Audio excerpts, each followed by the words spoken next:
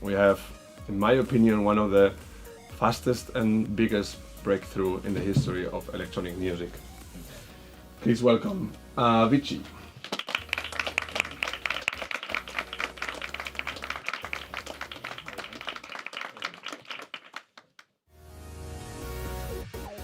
Well, my first contact with electronic music was, I think, when I was like about 14 years old, and it was like cheesy Eurodance-ish type stuff in the beginning.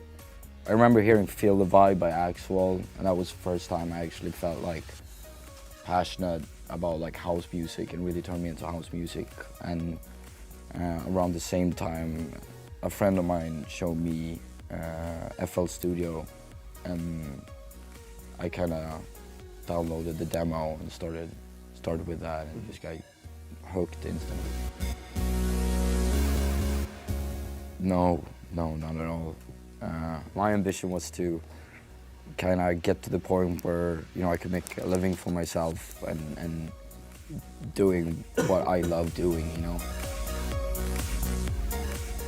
It's all happened so fast, you know, and I've been working so much and so hard, so I haven't really had time to kind of slow down and think about the years that kind of gone so far. So no, I don't think I've still realized it, you know.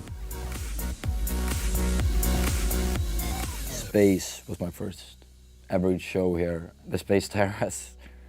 And I remember I was so nervous, just because it was Ibiza, and you know, I've heard so much. It's been so hyped up, and then I warmed up for Tiesto at Privilege, and then for David Guetta over at Pasha, and last year was the first time I got my own night here at Ushuaia and stuff. So it's been going in steps.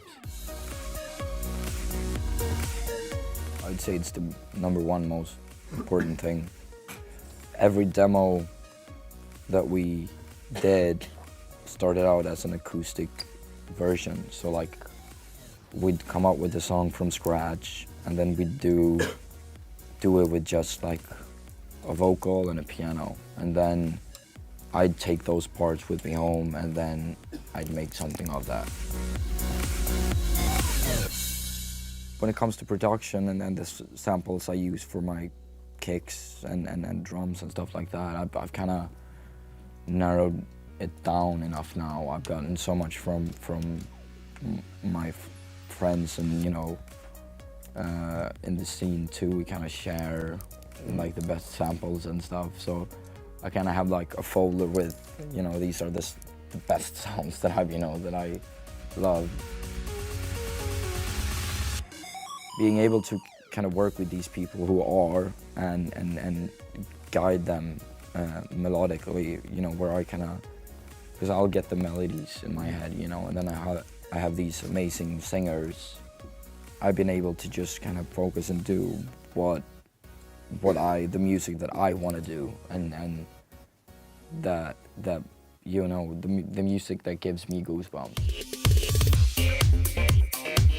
It's amazing. He's a legend too. He's written so many songs, and I didn't even know either how many songs he's actually written until I just checked out his Wikipedia page, and then just like went through it all. And I didn't even know that before I started working with him, and we really clicked together. And I'm actually gonna go up to Hamptons and work for like 5 days with him in the studio again and stuff, and it's going really well.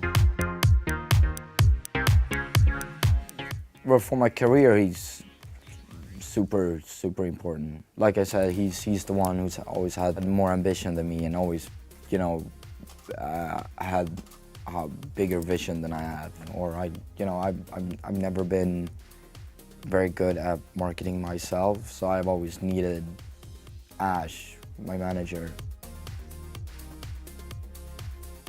I was just lucky. I was releasing all my music on house blogs, and he was just a promoter at the time, and he just looked at house blogs and he found my music and just wanted, like, asked me if I wanted to have a coffee one day, and then we started out, like he started helping me out because he had some connections in the industry, and he wasn't even my manager, it was completely just helping me out, and then it kind of moved from that to like management. It's a new world today. It's, you know, with social media and YouTube, and there's a whole new way of promoting yourself. You don't really, like, you could have a good track or a good bootleg or a remix or whatever and upload it to YouTube, and then it could just blow up by itself. And I'd say the most important thing is obviously to work hard.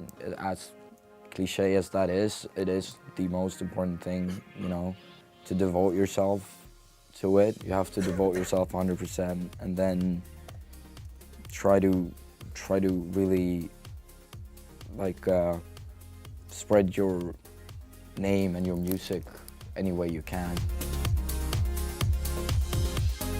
It's been a learning experience. In the beginning I was partying a lot more than I am now, you know, and when the schedule got busier, you kind of have to adapt more to it and kind of keep it easier, and kind of realize that you have to pace yourself and pick and choose your battles, and realize that it's actually, you know, a job, an actual job, and in order to travel that much, you have to take care of yourself.